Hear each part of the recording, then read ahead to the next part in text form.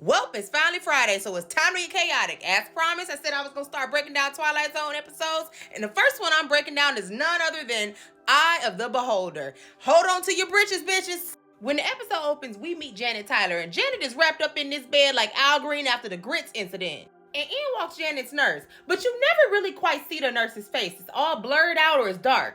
So the nurse come over and she like, all right, girl, let's get you ready for bed. And Janet is like, how was the weather outside? Was it nice? Were there clouds? And the nurse kind of annoyed because she like, bitch, I'm just trying to put you to sleep and you over here asking me what the damn environment look like today because you've been wrapped up for 2 weeks. And Janet is like, well, yeah, I've been wrapped up for 2 weeks. Is this one gonna work this time? And baby, that's when I leaned in because I said, this time. So Janet says, I guess it's pretty bad, ain't it? And the nurse is like, I mean, I've seen worse. First of all, bitch, rude. You ain't got to say you've seen worse.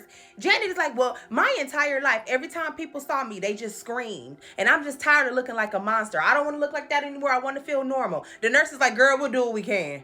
So Janet is like, when can we take these bandages off? Because this is my 11th surgery, and I would really like to see if I look like Barbie yet. And the nurse is like, girl, I'll let you know. Just let go of my fucking hand. And she walked over to the window. And yet again, when the lady walked over to the window, the camera never quite pans up. So you just see this like really weird like profile. So I'm already got my eyebrow like, what the fuck going on? So the nurse walks out to the hallway, and I guess she done with her shift because she go tell the doctor to go check on Janet, and she light her a cigarette in the hospital, mind you. So the other nurse is like, how that bitch looking? And Janet's like, not good at all. I don't know if this was gonna take either. And they both are just kind of like, damn shame what she got going on in there. That's crazy. You never see their faces yet again. So that's when the creator, Rod Serling, comes on the screen and he like, we got a situation over here, kids. Janet is undergoing her 11th damn surgery to look how she thinks is appropriate to look. We'll see how this pan out. So the doctor finally gets in there, right? And I'm thinking, okay, maybe the doctor got better bedside manner. Wrong. So she's like, I'll never look like a normal person, will I? He like, well, you kind of did fuck us up with this one because your flesh type, your bone structure, your muscle mass is just not what we used to in this motherfucker. So, and I'm like, why would you tell this lady that? So she like, well, I've been here 11 times and I just really want y'all to figure it out. He look at her and he like, yeah, I mean, 11 is the mandatory amount of time that you need to come in here to make sure you look appropriate for society. What? So then she like, well, what happened if I didn't respond appropriately to the medicine? He's like, well, you know what's next.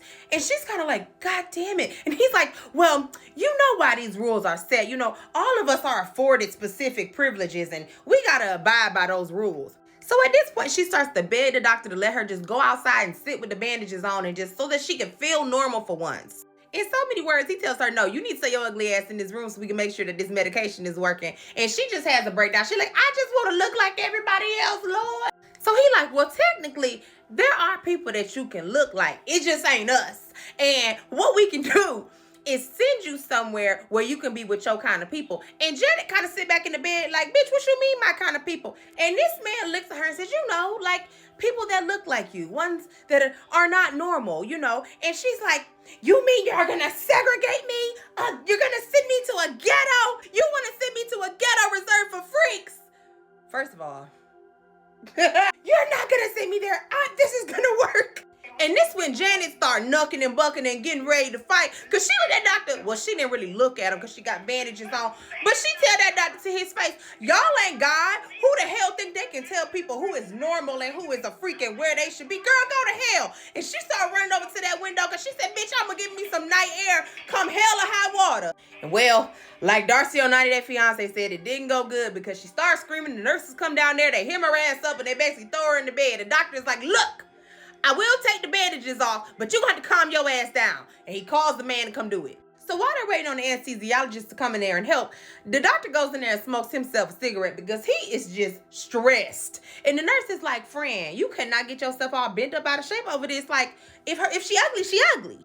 He's like, but I've seen the real her, deeper than that misshapen lump of flesh or that fucked up skeletal. And I'm like, friend, if you really care about this lady, can you please stop calling her ugly? Mind you, we still ain't seen your face, bitch. So pot calling the kettle black if you ask me. Anyway, so he like, why can't we all just be the same? Why can't we all just get along? The nurse is like, bitch, that's treason. You better shut that shit up. And I leaned in because I said, treason? And right as she's talking about treason, we get a glimpse of the person they call their leader. And I remember as a kid being like, he look kind of ugly too. And in his speech, he basically said some weird shit about conformity. And it's like, in our world, everybody is alike. And anybody that's different, we ain't really messing with them like that. And it's really worked out for us. Then it pans back to Janet. And we see that she getting her bandages taken off. Thank God. But as they start taking the bandages off, you think, they never really show these people's faces. And the leader was really far back from the camera, but his eyebrow looked kind of weird. And he talking about conformity. Is Janet really ugly? So he's uncovering the bandages one by one so her eyes can adjust, and I'm just ready to throw up. So y'all, he take that last bandage off, and the nurses gasp. And he's like, shit, no change at all. And she looks up, and I'm expecting to see a monster, and you see a bad bitch. And lo and behold, they cut on the lights, and everybody except for Janet look like they got botched fillers out of West Virginia. Everybody looks like an exhausted pig, and they talking about her. Like, sir, are you seriously telling me that you called her flesh twisted? You called her skull mangled? Look at you, girl. So Janet takes off running down the hallway because she is mortified at herself. And what we see is the leader. And he looked just like them. He just as ugly. And that's why everybody think they need to conform to his ugly ass. And there he is yet again screaming about conformity. So Janet throws a rock at the screen. And I didn't know that they had digital flat screens back then. Anyway, Janet runs into this room and runs right into this man. But we don't see his face quite yet. The doctor comes in. He like, Janet, this is the representative from the camp you going to, girl. I'm gonna need you to calm down. And y'all, this the man that's taking her to her village.